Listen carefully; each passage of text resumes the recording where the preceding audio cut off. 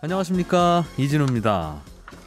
얼마 전에 거대한 컨테이너선 하나가 수에즈 운하에서 사고가 나면서 전 세계 해상 물류가 마비되는 사태가 벌어졌죠. 야, 저런 상황이 좀 오래 지나가면 우리나라는 화장지, 커피 이런 생필품도 부족하겠구나 하는 이야기가 나오기도 했고, 그래서 이 컨테이너선이 세계 경제에 큰 영향을 미치는구나 하는 걸 새삼 알게 됐는데, 오늘은 이 컨테이너선과 컨테이너 박스가 그동안 세계 경제를 어떻게 바꿔놓았는지 흥미로운 이야기를 한번 들어보려고 합니다.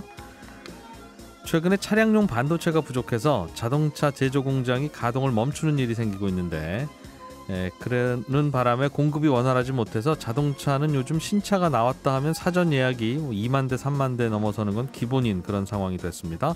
오늘 증시 업종 분석 시간에는 코로나 사태가 오히려 전화 위복의 기회가 되기도 한 자동차 업종에 대해서 살펴보겠습니다. 자, 손에 잡히는 경제 플러스 바로 시작하겠습니다.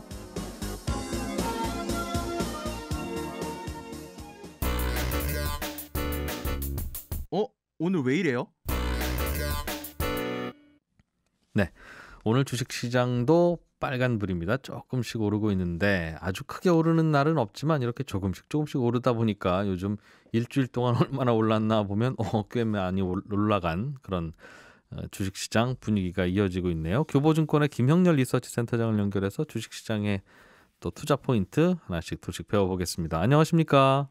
네, 안녕하세요. 예, 요즘 시장 분위기는 나쁘지 않은 것 같은데 한 가지 마음에 네. 걸리는 게 어젠가도 미국의 바이든 대통령이 삼성전자를 비롯한 반도체 회사 관계자들 불러다 놓고 네네, 이런저런 부탁 겸 압박 겸 이런 걸 한 모양이에요. 그렇습니다. 이게 우리나라 주식시장 주요 또 회사들 반도체 회사들에게는 어떤 영향과 메시지가 있는 겁니까? 네, 이 어떤 글로벌 정부에서 각국 산업에 대한 자금률을 높이겠다라는 어떤 취지에서의 발언들이 최근에 늘어나고 있는데요. 뭐 반도체뿐만이 아니라 차량용 배터리 관련 산업에 있어서도 내재화 등을 준비하는 등과 같은 이 자금률을 높이는 것들에 대한 목소리가 조금씩 커져가고 있습니다. 예.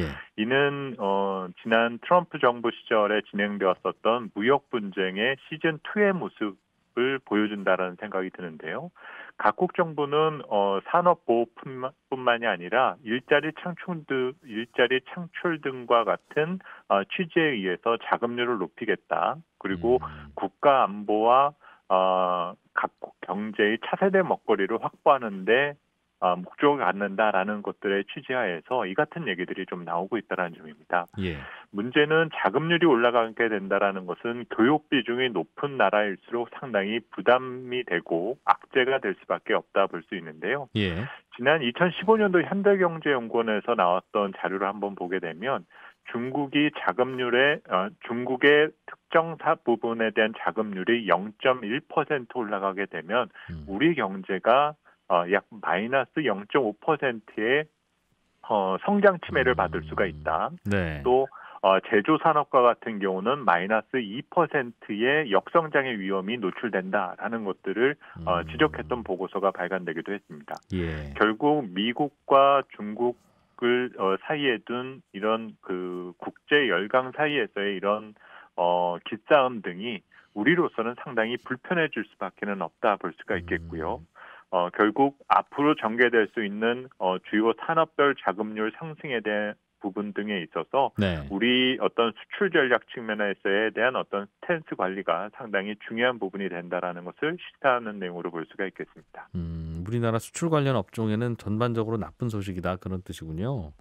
아무래도 이제 자금률을 높이게 된다라면은 1차적으로 인프라 구축 등을 위해서 기계 및 장비 설비 등에 대한 투자 수요는 커질 수밖에 없을 텐데요. 초기에는 그 나라들이 그렇습니다. 분명 그 해당되는 기업들은 일시적으로는 상당히 어떤 좋은 영업 환경이 만들어질 수도 있지만 그 다음에 닥칠 수 있는 여러 문제 등에 대해서는 정책적으로도 준비가 필요한 부분 등으로 생각해 볼 수가 있습니다. 그러게요. 우리나라는 그동안 집에서 밥 해먹지 말고 우리나라 와서 사 먹으세요 하는 일종의 식당 같은 나라였는데, 그렇습니다. 네, 중국과 미국이 그냥 각자 우리가 알아서 집에서 해먹는 쪽으로 바뀌면 그렇게 조리기구나 주방 설비는 잠깐 잘 팔릴 수 있어도 장기적으로는 걱정인데, 삼성전자도 그래서 공장을 어디다 더 늘려야 되는지 고민을 좀 하는 모양이더군요. 네, 정확한 해석입니다. 알겠습니다. 그게 우리나라의 위기로 닥치는 건 아주 단기는 아닐 수 있겠으나 길게 봐서는 좀 불안하다 그 말씀이겠죠. 그 시계는 결국은 그런 바뀐 환경에 우리가 또 준비해야 할 여러 네. 생존 전략 등이 중요하다고 볼 수가 있겠는데요. 예. 현지화 전략도 우리 역시가 우리 관련 기업들도 준비해야 될 부분이다라고 볼 수가 있고, 예.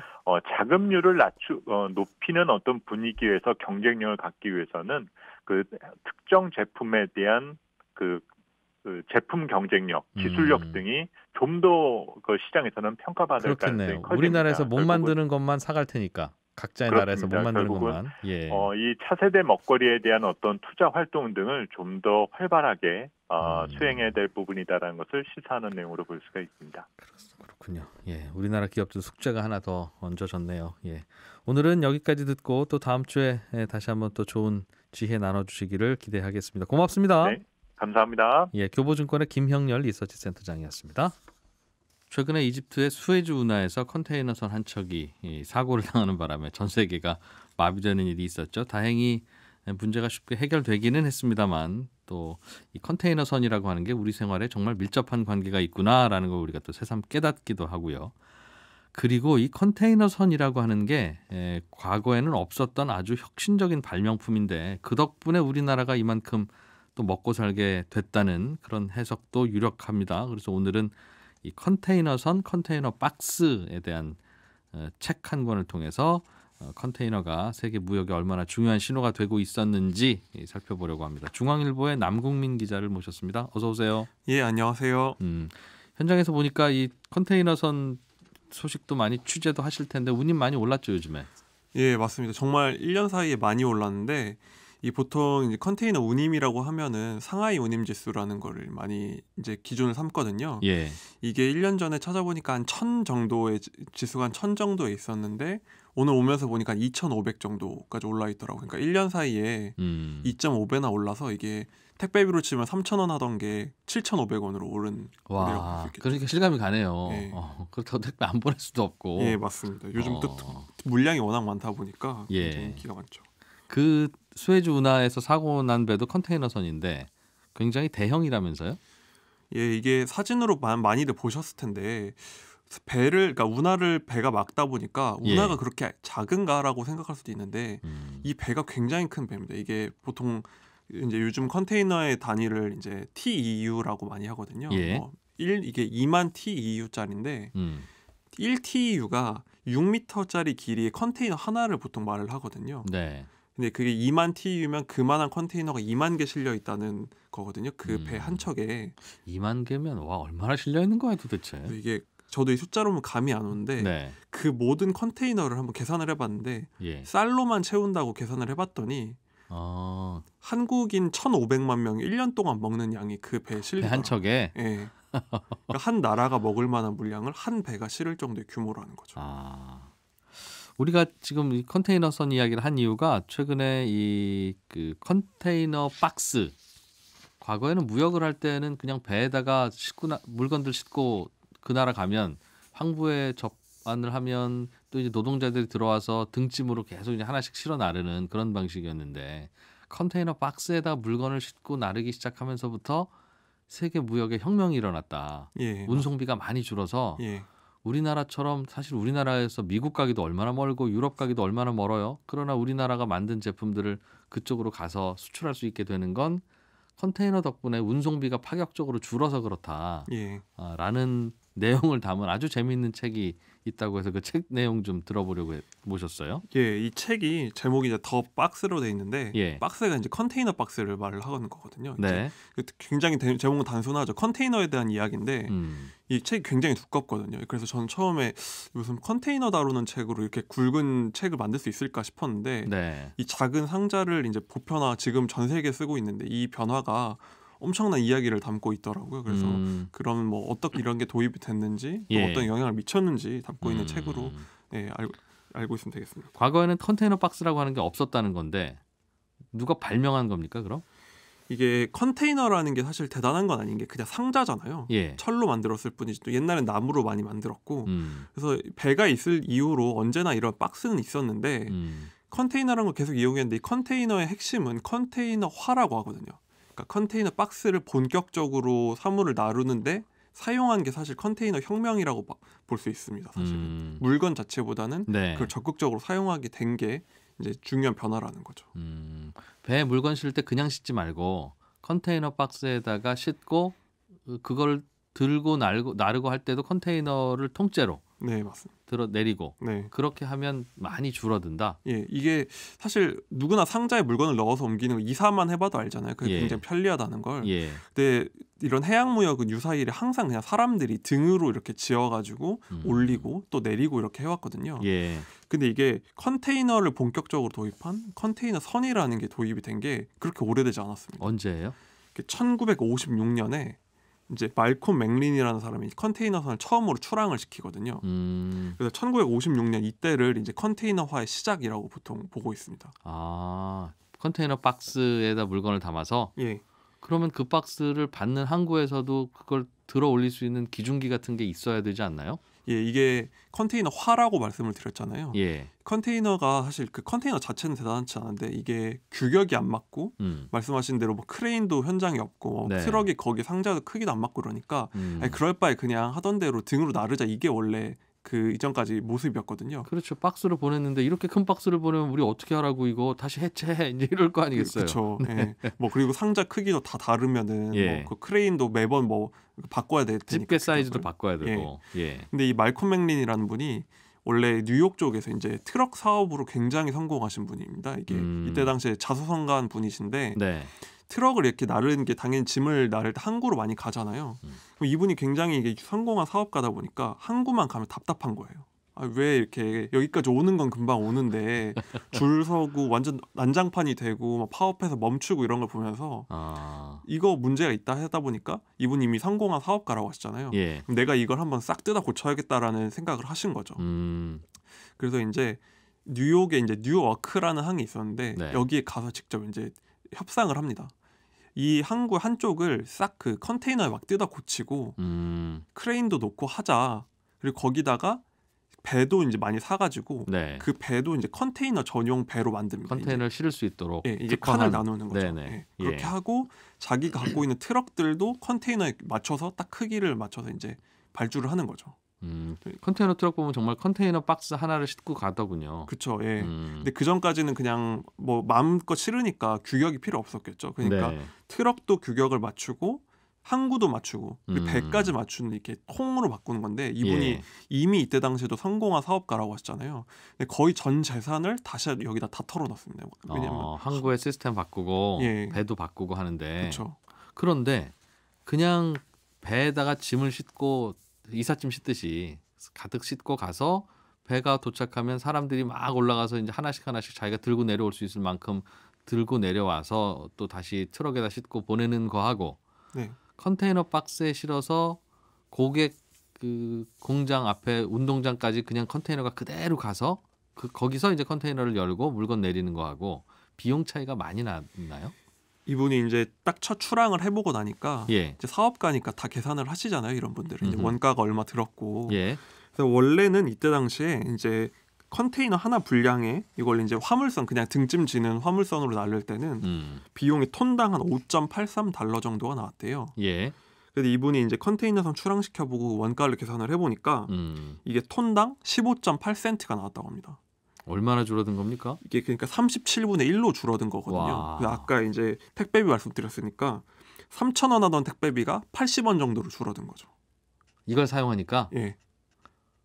생각보다 많이 줄어요. 굉장히 많이 줄어든 거죠. 이게 말 그대로 왜 이렇게 많이 줄죠?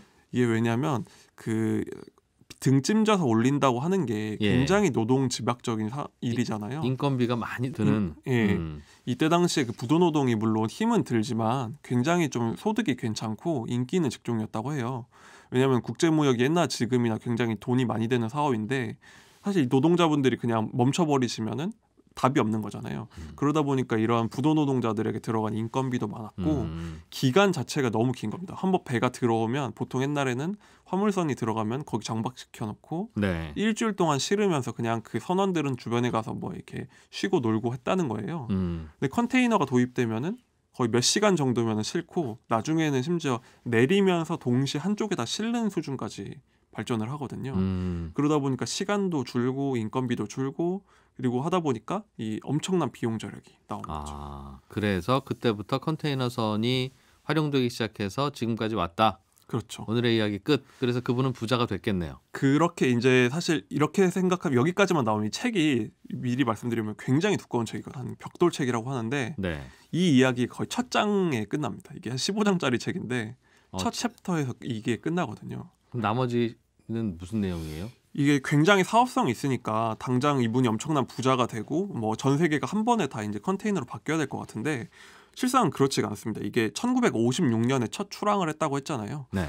근데 5년 정도간 지나가지고도 점유율이 얼마 정도인지 컨테이너 화물의 점유율을 봤는데 뉴욕항 내 국내 화물에서도 점유율이 8%밖에 안 되는 거예요. 1960년대 초반까지도. 아니 3,000원짜리 택배비를 80원으로 낮춰줬으면 그렇죠. 모든 화주들이 다 그쪽으로 가야지. 네. 당장. 그래야 될 것 같은데 이게 여기서부터 이제 혁신의 그런 함정, 혁신이 얼마나 어려운가가 나오는데 첫 번째 나오는 장벽이 아까 말씀드린 것처럼 부두 노동자가 굉장히 괜찮은 직업이라고 했잖아요. 당시에는.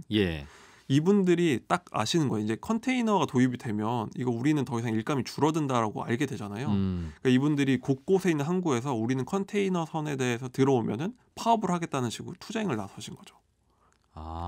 그러니 당장 불편하니까 그냥 알겠습니다. 컨테이너 안 올게요 했다는 거예요? 그렇죠. 제가 예를 들어 선주 입장에서는 컨테이너를 하려면 엄청난 투자를 해야 하는데 투자했다가 이게 항구에서 발이 묶이면 어떡하지? 엄청난 리스크가 되다 보니까 화주들 입장에서 이게 쉽게 도입을 하기가 어려운 면이 좋긴 참 좋은데 그게 이제 자기 화물이 묶일 수도 있고 자기 다른 그 일반 화물들까지 피해를 볼 수 있으니까 항구 입장에서도 컨테이너선 한두 척 받으려다가 항구가 멈추는 사태가 걱정이 되잖아요. 그래서 일단은 이 저항에 부딪히면서 좀 도입이 어려움을 겪습니다. 초반에. 하긴 모든 혁신들은 또 그 혁신에 의해서 피해보는 분들이 있으니까. 그렇죠. 어떻게 됐어요 그러다가? 근데 이게 워낙 수지타산이 남는 방식이니까 결국은 이제 선주들이 도입을 하려고 협상을 해요. 그래서 이제 부두 노동자 단체 연합이 있는데 이제 거대한 노조죠. 그래서 여기랑 1960년에 이제 기계 근대화 협정이라는 협정을 맺어가지고 이제 요약하면은 이제 선주들이 연간 500만 달러를 줄 테니까 우리가 이제 마음껏 이걸 도입을 하겠다. 이걸 이제 노동자들이랑 계약을 맺는 거죠. 일감 없더라도 생활비는 드릴게. 뭐 일단은 퇴직금도 주고 돈도 주고 하는 거죠. 오히려 일 좀 덜 하시지 않습니까 이러면? 그렇게 들어왔어요. 그렇게 해서 일단 노동자들 입장에서도 이게 언제까지나 자기들이 버틸 수 없다는 걸 알기 때문에 어느 정도 타협을 하고 한 가지 고비를 넘긴 건데 근데 이제 이 컨테이너는 그러니까 뭐 또 한계가 있는 게 다른 항구 모든 곳에서 받아줘야 되잖아요. 그러니까요. 이게 가장 큰 문제가 또 되는 거죠. 팩스밀리 아주 좋은데 나만 갖고 있으면 그게 안 되죠. 안 되니까 저쪽 항구에서도 받을 준비가 되어 있어야지. 저쪽은 이렇게 큰 박스가 오면 어떻게 우리는 등으로 지어 날아야 되는데 그러면 또 못 쓰니까. 이게 시스템 자체를 뜯어고쳐야 되다 보니까 전 모든 왜냐하면 이 뉴욕항에서는 저 컨테이너 하나밖에 못 가면은 당장 도입하기가 꺼려지는 그런 한계도 있었죠. 그거 어떻게 했어요? 그러면 또 설득하고 다녀야 돼요? 모든 항구를? 그러다 보니까 근데 이제 항구들도 초반에는 고민을 많이 합니다. 이게 컨테이너로 갈지 이제 등짐 지는 걸 계속 할지를 고민을 하는데요. 재미있는 게 뉴욕항 안에서도 뉴욕항 쪽은 자기는 약간 2등 항구였거든요. 여기는 컨테이너에 올인을 하고 그 반대편에 브루클린 항이라는 작은 그곳은 약간 좀 더 큰 곳이었는데 여기는 등짐에 올인을 하고 잃을 게 많은 곳은 새로운 혁신을 받아들이지 않고 이러나 저러나 우리는 지는 쪽은 무조건 받아들인다. 그게 승부수니까. 근데 이렇게 2등 항구들이 계속 도전을 하는데 아까 말씀드린 대로 컨테이너가 워낙 효율성이 좋다 보니까 2등 항구의 물동량이 막 1등 항구를 넘어서는 지경이 된 거예요. 그러겠네요. 그러다 보니까 순식간에 이게 전환이 되면서 인프라가 확산이 되는 그 계기가 생겼죠. 이야. 이분은 이게 박스로 실어 나릅시다 하는 게 아이디어가 특허입니까? 그러니까 컨테이너 박스 하나마다 이분한테 특허료 줘야 되는 거예요? 아니면 그냥 이거는 이분은 돈을 어떻게 벌었나 궁금한데요. 이게 컨테이너 산업 자체는 이제 좀 궤도에 오르는데 이분은 굉장히 사업적으로 고난을 많이 겪습니다. 이게 돈을 많이 벌지 못하시는 게 컨테이너가 경쟁자들도 이제 눈치를 채잖아요. 우리도 컨테이너화를 해야 되겠다. 네. 그러다 보니까 이분들이 엄청난 자원 투자 경쟁을 하시는 거예요. 수억 달러씩 쏟아붓다 보니까 예. 서로 깎아주겠죠. 이게 뭐 특별한 서비스가 있는 게 아니잖아요, 사실. 아이디어는 내 거였지만 네. 박스를 내가 싸게 만들 방법은 없으니. 그렇죠. 80원보다 더 싸게 아까 뭐 3,000원이 80원 된 거를 뭐 그래서. 50원 깎고 이러다 보니까 서로 출혈 경쟁을 하고 이러다 보니까 이분 자체는 굉장히 우여곡절 많이 겪지만 결과적으로는 파산을 하시고 그냥 좀 약간 쓸쓸하게 노년을 보내시는. 예. 그래서 거대한 혁신은 함부로 하는 게 아니다. 사업가라는 게 얼마나 힘든가 이 책을 보면은 하는 교훈을 주는 책이군요. 예, 맞습니다. 근데 이 컨테이너 덕분에 우리나라가 세계에서 제일 수혜를 받은 나라이기도 하다. 맞습니다. 그런 얘기를 하더군요. 이게 우리 한국뿐만이 아니라 동북아시아 3국이 가장 큰 수혜를 받는데 이때 당시만 해도 1950년대 60년대만 해도 전 세계 주요 항구는 유럽이랑 미국에 모두 거의 다 있었거든요. 그렇겠죠. 근데 지금은 제가 오면 순위를 봤더니 그 탑 10 그 세계 10대 물동량 항구에 10개가 다 아시아 항구예요. 요즘은 예. 중국 7개, 부산항, 그리고 싱가포르, 두바이. 그 화물이 들어오고 나가는 양이 방금 말씀하신 그 도시들이 많다는 거죠. 예, 맞습니다. 완전히 이 물동량의 중심지 자체가 서구에서 아시아로 넘어오게 된 거죠. 수출입이 활발하다. 예. 예. 예전에는 이 물류비가 많이 들다 보니까 미국이 주요 소비 시장이면 미국에서 생산을 해야 이 수지타산이 맞았는데 아니면 멕시코라도 가서. 그렇죠. 가까운데. 가까워야죠. 예. 근데 지금은 중국에서 보내도 태평양을 한 바퀴 가로질러도 이게 얼마 돈이 안 돼요. 요즘에 해외 직구하면 뭐 무료 배송 이런 것도 가능한 세상이잖아요. 그게 이제 컨테이너 덕분에 택배비가 싸져서 그렇다. 그렇죠. 택배비가 워낙 싸지니까 지리적인 한계가 없어지고 임금이 싼 뭐 동북아시아가 굉장히 성공하게 만들어서 어찌 보면은 세계 경제 자체를 바꿔버린 사건이 됐습니다. 컨테이너선 없었으면 우리나라는 기껏 싸게 잘 만들어도 미국까지 가는 운송비가 비싸고 그렇죠. 유럽까지 가는 운송비가 비싸면 한국 제품 이거 비싸서 못 써 그랬겠네요. 그렇죠. 요즘에 해외 직구하는 것도 사실 삼성 TV가 미국에서 싼 것도 예. 그거보다 훨씬 물류비가 적으니까 한국 사람들이 수입을 할 수 있는 거잖아요. 그렇게 이 컨테이너가 제조업 자체를 바꿨다 볼 수 있습니다. 바꿨는데 그 바꾼 분은 처음에 그 혁신을 도입하는 과정에서 지치고 예. 힘들고 그래서 성공한 사업가인데 파산까지 파산했다. 네. 가끔 그런 거 있어요. 우리 지나와 보면 뭐 MP3 플레이어 그것도 그랬다고 하고 세계 최초의 스마트폰도 아이폰이 아니라면서요. 예, 맞습니다. 그렇기도 하고 뭔가 제일 먼저 만들면 그분은 고생하다가 네. 보통 3등이나 4등으로 만드는 게 제일 좋은 것 같다는 생각도 들고. 그렇죠. 결국 지금 승자가 된 해운 회사들은 예. 맥린의 후계자들이니까 그만 보더라도 좀 선도 주자가 얼마나 어려운가 볼 수 있습니다. 그런 컨테이너 박스의 역사를 기술한 책. 근데 이 더 박스라는 책이 우리나라에서는 지금 이제 안 팔린다면서요?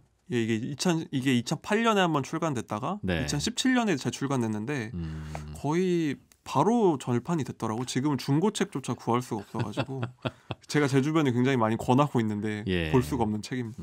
그래서 저희가 소개는 해드립니다만 구입은 할 수 없고 예. 그래서 남궁 기자가 전해주시는 말씀이 이게 메인 스토리예요. 그죠? 예, 맞습니다. 재미있는 책의 내용을 저희가 소개시켜드리고 싶어서 모셨습니다. 컨테이너는 어떻게 세계 경제를 바꿨나 중앙일보 남궁민 기자로부터 들어봤습니다. 고맙습니다. 예, 감사합니다.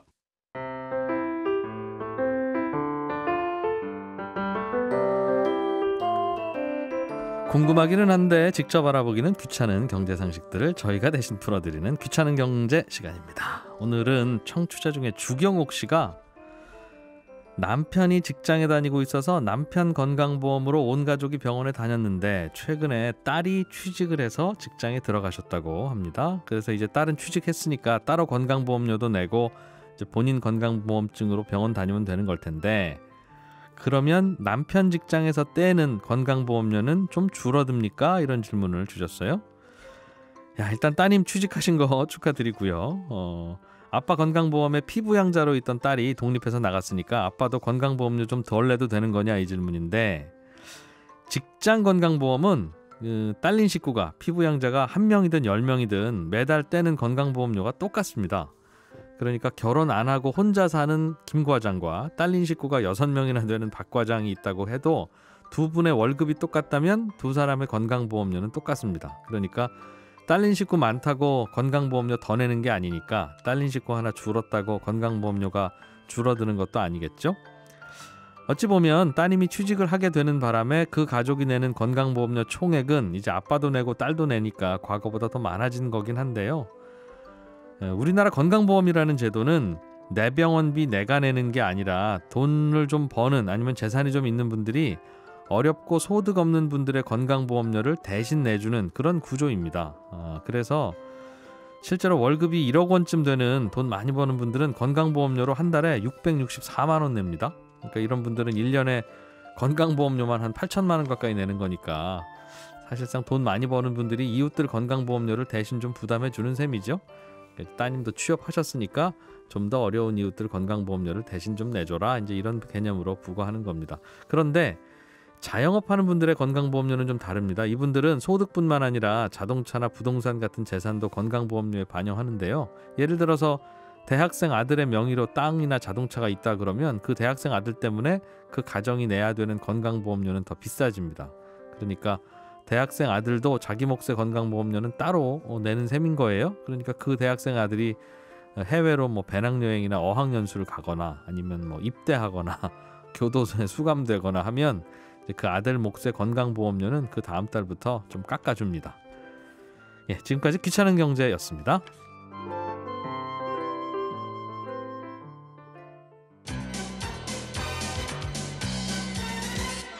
더 깊고 더 재미있는 경제 이야기. 이진우의 손에 잡히는 경제 플러스. 예, 주식 투자를 하다 보면 어떤 회사, 어떤 종목을 공부하는 것도 중요하지만 그 회사가 속해 있는 업종과 산업을 아는 게 더 중요합니다. 그래서 그 공부 좀 하려고 모셨습니다. 한국투자증권의 박지영 차장님, 어서 오세요. 안녕하십니까? 예, 그 말 맞죠? 맞습니다. 업종 공부를 좀 해야, 그죠? 업종을 잘 잡으면 그 안에서 뭐 찍어도 확률이 더 높아지겠죠. 네. 그러니까 우리 점심시간에 밥 먹으러 갈 때 네. 어떤 식당만 잘 찍으면 그 안에서 메뉴 고르면 쉽잖아요. 그렇죠. 성공률이 높죠. 그 얘기예요. 맞습니다. 오늘은 그래서 자동차 업종 좀 요즘 여쭤보려고 하는데 네. 요즘에는 신차를 발표하면 1년 기다려야 되는 경우도 있고 그렇더군요. 맞습니다. 요새 발표하기만 하면 그냥 2만 대는 넘어가는 것 같아요. 국내 신차도. 그래서 뭐 짧게는 6개월, 길게는 1년 넘게 걸리는 경우도 굉장히 많거든요. 사람들이 갑자기 자동차를 사고 싶어진 거예요? 아니면 자동차가 공급이 좀 날려서 그래요? 두 가지가 다인 것 같습니다. 원래 이제 코로나로 인해서 작년에 코로나 때문에 사실 이제 돈을 잘 못 벌면 차도 안 살 것이다라고 이제 자동차 업계들이 생각을 해서 이제 생산 대수를 조금 줄였습니다. 그러니까 뭐 이 정도 팔 거야라고 하는 예상치를 줄였는데 이게 예상보다 차가 엄청 잘 팔리게 됐고 그러다 보니까 만들려는 대수는 한정되어서 부품은 부족한데 사겠다는 사람은 늘어나니까 이 미스매치가 생기면서 사전 예약은 많이 늘어나고 그럼 뭐 제대로 만들어서 주면 되는데 부품이 부족해서 못 만드는 현상이 생기다 보니까 요새는 뭐 껐떡하면 뭐 6개월 기다려야 된다, 1년 기다려야 된다 이런 이야기들이 나오는 예상보다 주문이 많으면 예상보다 주문을 많이 해서 하면 되는데 주문을 안 받아주는 모양이에요. 특히 자동차 반도체 회사들은. 그렇지. 그 뭐 부품 같은 것들이 지금 당장 만들어서 뚝딱 할 수 있는 뭐 그런 거면 좋겠는데 차량용 반도체 같은 경우에는 이제 반도체가 차에만 들어가는 게 아니고 PC에도 들어가고 뭐 노트북에도 들어가고 그러다 보니까 그런 쪽의 수요를 맞춰주기 위해서 자동차용 반도체 너희 조금 이따 만들어줄게 이런 상황이 되고 있거든요. 우리 바빠. 맞습니다. 그래서 공급자가 절대적인 우위에 있다 보니까 그런 자동차 업체들도 강하게 이야기를 못하고 있는 그런 상황이죠. 그럼 차 주문은 200대가 들어왔는데 자동차용 반도체는 100대분밖에 없으면 도대체 어떤 차 100대를 만들어야 되지? 차종이 여러 개가 있으니까. 당연히 비싼 거. 많이 남는 거. 맞습니다. 그래서 최근 들어서는 뭐 자동차 업체들이 지금 현대차도 공장을 좀 문 닫고 있거든요. 이제 반도체가 부족해서. 그렇지만 오히려 실적은 그렇게 나쁘지 않을 것이다 이렇게 얘기하는 애널리스트들도 있어요. 왜냐하면 비싼 차 위주로 많이 만들어서 그쪽에 먼저 내보내면 오히려 이익률은 좋아질 수 있다. 이런 분석들도 나오고 있거든요. 야, 그럼 좀 저렴한 차 좀 살려고 했던 서민들만 또 줄 서야 되는. 그러면 좀 더 오래 기다려야 되는 그런 현상들도 뭐 일어날 수 있죠. 안 그래도 그래서 요즘 중고차 가격도 좀 들썩들썩한데요. 그렇죠. 신차를 구하지 못하니까. 그리고 뭐 이제 그 인기 차종 같은 경우에는 지금 뭐 중고차로 사나 1년 전에 만든 차 중고차 가격 내놓으면 뭐 내놓으면 팔리니까 가격이 올라갈 수밖에 없는. 거의 신차 가격으로. 맞습니다. 그런 상황이군요. 그래서 반도체가 부족해서 자동차를 좀 못 만들더라도 이익은 비슷할 것이다. 뭐 그렇게 많이들 예상을 하고 있습니다. 자동차 회사가 사실은 많이 남는 것 같은데 영업이익률을 보면 정말 얼마 안 되더군요. 5% 이 정도래요. 네, 4% 이렇기도 하고. 네, 투자자분들이 이제 회사를 선택을 할 때 이제 매출이 늘어나는 회사, 매출이 큰 회사도 중요하지만 이거 팔아서 얼마 남기느냐도 굉장히 중요하거든요. 자동차 업체가 한 대당 가격이 비싸서 그렇지 한 대 팔아서 남는 이익을 보면요 굉장히 박합니다. 대부분 완성차 업체, 우리나라 완성차 업체로 치면 현대기아차가 거의 독점이지 않습니까? 현대기아차의 전성기 때 2011년, 12년 이때가 이제 현대기아차 그룹의 전성기였거든요. 그때 영업이익률이 현대차가 10%를 조금 넘었었고요. 전 세계로 다 합쳐서? 다 합쳐서. 그리고 현대기아차를 합치면 영업이익률이 10%를 넘긴 적이 없습니다. 근데 보통 식당이나 이런데 10,000원짜리 밥을 팔면 1,000원은 더 남지 않느냐? 그렇죠. 훨씬 더 많이 남잖아요. 근데 이렇게 큰 회사도 10%를 남기지 못하는 거죠. 그러다 보니까 뭐 자그마한 문제가 생긴다. 최근 같은 경우에는 현대기아차 그룹이 이제 엔진에 문제가 있어서 대규모 리콜, 그다음에 충당금을 쌓았거든요. 아, 그게 문제가 크겠구나. 한 대 그렇죠. 팔면 얼마 안 남으니까 뭐라도 자꾸 사고라도 나면 그거 고쳐주면 오히려 손해가 나는군요. 맞습니다. 거기다가 이제 부품업체들은 현대기아차 그룹이 만약에 5% 남기는데 부품업체들이 20% 남긴다? 기분 안 좋죠. 그러면. 그렇죠. 이건 말이 안 되는 거거든요. 그러면 이제 완성차 업체보다 이익률이 조금 더 낮을 가능성이 굉장히 높고 거기다가도 1년, 2년, 3년 지날 때마다 단가 인하 압력을 합니다. 이거 너희 만들었던 건데 올해 만들면 너희 한 2% 정도, 3% 깎아줘. 이런 것들이 있기 때문에 수익성은 계속 악화되는 거죠. 시간이 지날수록. 그러니까 겉으로는 되게 화려한 거 만드는 것 같은데 자동차 회사들이 3천만 원, 4천만 원짜리 만들지만 별로 안 남는다. 남는 건 크게 없는 그런 상황입니다. 앞으로 전기차 세상이 오면 이것도 고민이겠네요. 요즘 전기차 같은 것도 얼마나 남는지는 몰라도 배터리가 고장 나거나 혹은 불 나거나 하면 다 리콜해줘야 되는데 하나 팔아서 뭐 1,000만 원씩 남기는 거라면 배터리 까짓 거 하나 좀 바꿔주지 하는 생각 할 수 있겠으나 얼마 못 남기는 건데 배터리 바꿔줘야 되면 자칫하면 많이 파는 회사가 파산하는 경우도 생기겠어요? 지금 당장은 이게 전기차를 만들어서 남길 수 있는 상황은 아니거든요. 왜냐하면 보조금을 받고 있는 상황입니다. 보조금을 받고 있는 상황은 차 가격이 비싸다는 거, 내연기관보다 비싸다라는 거거든요. 그런데 많이 남길 수는 없는 상황이고, 그런데 이제 배터리 같은 경우에는 이제 시작하는 단계라서 안정성이 많이 떨어집니다. 뭐 현대차의 이제 코나 화재 사건이라든지 이런 것들을 보면 안전성이 좀 떨어지는데 여기에서 대규모 리콜이 발생한다라고 하는 것은 굉장히 리스크한 거죠. 그래서 이런 부분들을 이제 앞으로 전기차를 만드는 업체들이 가장 이제 먼저 해결해야 될 과제가 과제다라고 봐야 될 것 같고요. 근데 기술이 계속 발달하고 많이 팔리면 규모의 경제가 형성이 되면 이런 문제들도 이제 점차 해결이 될 가능성이 대당 단가는 높죠. 좀 떨어뜨릴 수 있고. 전기차는 지금은 많이 팔아서 대당 단가를 좀 떨어뜨리고 영업이익률을 높이는 게 관건이네요. 그래야 가끔 사고가 나도 회사가 덜 휘청거리죠.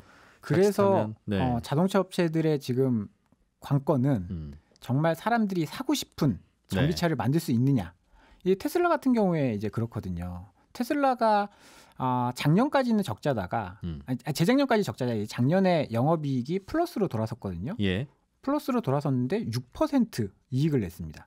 물론 이제 무조건 차를 팔아서 다 낸 이익은 아니에요. 여기서는 이제 뭐 친환경 제품을 만든다라는 거에서 이제 탄소 배출권 이런 것들도 판매해서 이익에 보탰거든요. 보태는 정도가 아니라 탄소 배출권 덕분에 이익을 봤다는 설이 있더군요. 네, 뭐 그런 이야기들도 있는데 어찌 됐든 간에 이런 수준으로 가면 차가 더 많이 팔리면 탄소 배출권은 더 많이 팔 수 있거든요. 네, 전기차니까. 맞습니다. 그리고 이런 식으로 가다 보면 아마 올해는 영업이익률이 10%를 넘어가지 않을까. 테슬라가? 네, 테슬라가 그렇게 이제 보고 있는데 휘발유차, 경유차 파는 뭐 폭스바겐, 현대차, 뭐 토요타 이런 데는 567인데 4567인데 이게 뭐 테슬라 자동차 굉장히 비싸지 않습니까? 비싸도 살 사람은 산다라는 거죠. 차를 잘 만들면.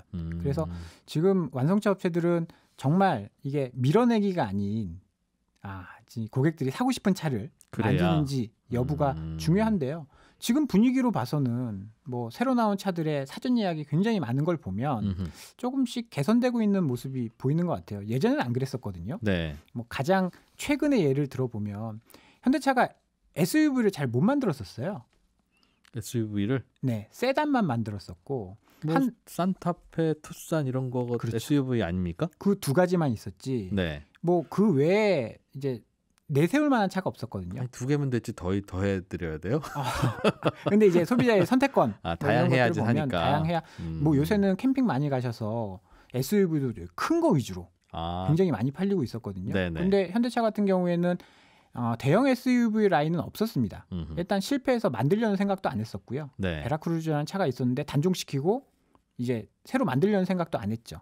얼른 만들어야지 왜 안 만들었을까요?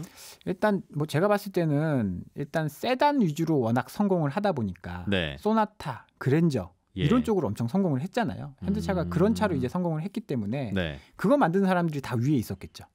그거 잘 만들고 잘 팔아서 승진한 분들. 네, 그분들이 SUV 만들자고 하면 무슨 SUV냐. 내가 역시 차는 세단이야. 차는 세단이야. 그러면서 뭐 가장 최근에 가장 실패작이라고 하는 아슬란이라는 그러니까 그랜저보다 한 단계 높은. 네. 그 당시에는 이제 현대차 그룹이 제네시스를 따로 브랜드 독립시켜서 팔고 있었거든요. 그럼에도 불구하고 현대차에서는 그런 차를 만들었었어요. 그러다 보니까 시행착오를 좀 겪었고 네. 미국이나 중국에서는 SUV 필요한데 그런 차를 팔고 있으니 판매가 좀 잘 안 된 것들도 있었죠. 고객 니즈를 잘 파악을 못했다. 고객 니즈가 빨리 바뀐 걸 못 따라갔다. 그렇다라고 볼 수 있을 것 그래서 같습니다. 한동안 고생을. 요즘에는 좀 나아지고 있어요? 요새는 뭐 미국 시장에서 차가 없어서 못 팔 정도거든요. 예. 이제 최근에 나온 이제 뉴스를 보면 미국이 생산 기지를 자국으로 좀 옮기고 있잖아요. 네. 아까 이제 김영렬 센터장도 그런 이야기 좀 반도체 관련해서 했는데 자동차도 마찬가지입니다. 자급률을 높이겠다. 우리나라에서 만들겠다? 맞습니다. 미국 내에서 만들겠다라는 그래야 일자리도 이야기인데, 생기니까. 네, 그래서 부품을 자급률을 62%에서 70%대로 높이겠다라고 이야기를 했거든요. 그런데 미국의 수요는 늘어나고 자급률을 높여야 되니까 미국에 공장을 지어야 되는 수요가 생기기 시작했습니다. 네. 차도 잘 팔리고. 근데 뭐 미국에 필요한 차는 SUV인데 이런 것들이 뭐 기아차의 텔룰라이라든지 이런 차들이 엄청 잘 팔리기 시작했거든요. 예. 그러다 보니까 미국에서의 좀 선전을 좀 한번 기대를 해봐도 좋을 것 같습니다. 네.